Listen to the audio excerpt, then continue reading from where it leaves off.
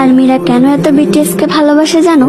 যেখানে অন্য কেপপ আইডলরা বলে আমরা নিজেদের যোগ্যতায় সফলতা অর্জন করেছি, এখানে আমাদের ফ্যানদের কোনো অবদান নেই, সেখানে বাংতানেরা যা বলে।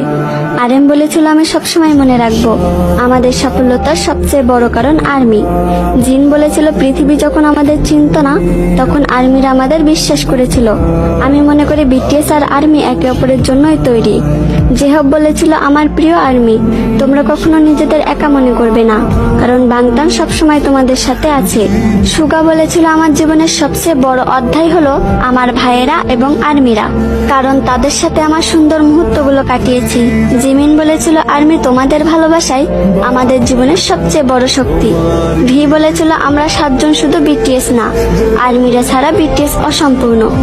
জাংকুক বলেছিল আমি যত বড় মঞ্চে দাঁড়াই না কেন মনে থাকবে এই জায়গায় পৌঁছাতে আর্মিদের অবদান আছে।